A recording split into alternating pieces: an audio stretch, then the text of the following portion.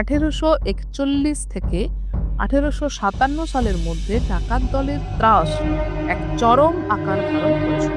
বিশেষ করে 24 পরগনা, হাওড়া, হুগলি, বর্ধমান, নদিয়া, মুর্শিদাবাদ, মেদিনীপুর জেলায় দস্যুতা সবচেয়ে বেশি ছিল। 1851 সালে ডাকাতদের সন্ত্রাস সর্বোচ্চ পর্যায়ে পৌঁছেছিল। তখনকার দিনের মানুষ সূর্যাস্তের সাথে সাথে ঘরের ভেতরে চলে যেত এবং বাড়ির চার দেওয়ালের মধ্যে পরিবার সমেত নিজেদেরকে বন্ধ করে রাখত ডাকাত দলে ভয়ে। এই ডাকাত দলের সর্দারদের বেশিরভাগই দরিদ্র পরিবার থেকে উঠে এসেছিল ধনীদের হাতে দুর্দশা ও শোষণের সম্মুখীন হয়ে। তাই তাদের লক্ষ্য কখনোই গরিব খেটে খাওয়া মানুষজন ছিল না। তাদের সর্বদা লক্ষ্য ছিল ধনী এবং নিষ্ঠুর জমিদার, যারা দরিদ্রদের শোষণ করত এবং যথাযথ ক্ষতিপূরণ ছাড়াই তাদের কঠোর পরিশ্রম করতে বাধ্য করত।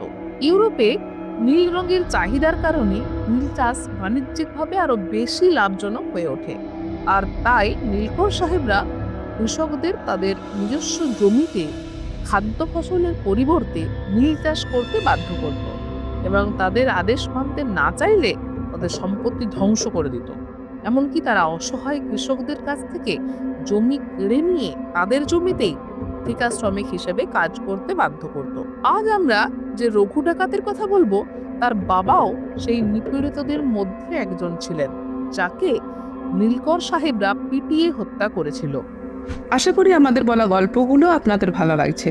গল্পগুলি শোনার সাথে সাথে আমাদের চ্যানেলটি সাবস্ক্রাইব করুন, লাইক ও কমেন্ট করে আমাদের মনোবল বাড়িয়ে তুলুন।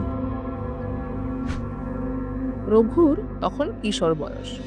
সেই বয়সেই ছিল লাঠি খেলার ওস্তাদ। বাবার মৃত্যুর প্রতিশোধের আগুন জ্বলতে থাকে কিশোর রঘুর দুই চোখে। শখের লাঠি খেলা তখন হয়ে ওঠে প্রতিবাদের অস্ত্র।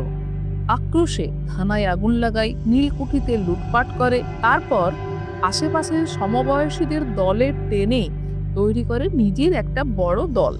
সেকালের ডাকাতদের বেশ একটা নায়কোচিত ব্যাপার ছিল। অভিজাত গৃহকর্তার বাড়িতে আগাম চিঠি পাঠিয়ে, নরবলি দিয়ে, কালী পুজো করে, মাথায় লাল ফেত্তি বেঁধে, কপালে রক্তবর্ণের তিলক এঁকে, রনপা চড়ে সদল বলে ডাকাতি করতে আসতো তারা। রঘু ডাকাতের মধ্যেও এ জাতীয় হিরোইজম পরিপূর্ণ মাত্রায় ছিল। তার দলের হিন্দু মুসলমান দুই সম্প্রদায়ের মানুষই ছিল কালীর উপাসক। কালী পুজো সেরেই ডাকাতি করতে বেরোনো হতো। রঘু ডাকাত বিভিন্ন সময়ে বাংলায় বেশ কিছু কালী মন্দির প্রতিষ্ঠা করে। নীলকরদের বিরুদ্ধে একটা ক্ষোভের আগুন অনেকের মধ্যেই ছিল। রঘু সেটাকেই কাজে লাগালো। রঘুকে নেতা হিসেবে পেয়ে নিপীড়িত মানুষগুলো সহজেই ঝাঁপিয়ে পড়ল এই আগুনের খেলায়। সেই ডাকাতদের দলে ছিল রঘুর ভাই বিধু ঘোষ। রঘু ডাকাতের দল নীলকরদের লুটপাট করে পাওয়া সম্পদ গরিব মানুষের মধ্যে বিলিয়ে দিত।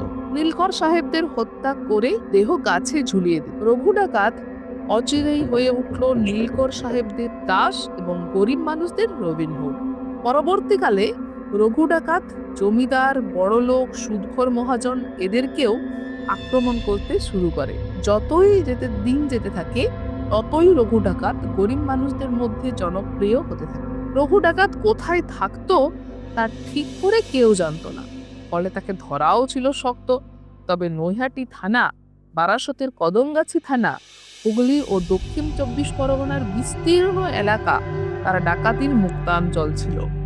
রনপা চড়ে 20-30 মাইল পথ অতিক্রম করে ডাকাতি করে সহজেই ফিরে আসতো রঘুর দল। এহেন রঘু ডাকাতের কালী ভক্তি ছিল এক গল্পগাথার মতো। বাসুদেবপুরের ডাকাত কালীর মন্দিরে নরবলি দিয়ে ল্যাঠা মাছের ভোগ নিবেদন করে কালী পুজো করতেন রঘু ডাকাত। তারপর মহাপ্রসাদ খেয়ে ডাকাতি করতে বের হতো তার দল। একবার সাধক কবি রামপ্রসাদ ত্রিবেণী ফেরিঘাট থেকে ফিরছিলেন। ঘটনাচক্রে তিনি পড়লেন রঘু ডাকাতের পাল্লায়। রঘু ডাকাত তাকে বলি দিয়ে সেদিনের পুজো শেষ করার মনস্থ করল। মৃত্যু আসন্ন দেখে কালীভক্ত রামপ্রসাদ তার শেষ ইচ্ছার কথা জানালেন রঘুকে। বললেন মৃত্যুর আগে তিনি কালীমাকে একটি গান শোনাতে চান। রঘু আপত্তি করল না। রামপ্রসাদ গান শুরু করলেন।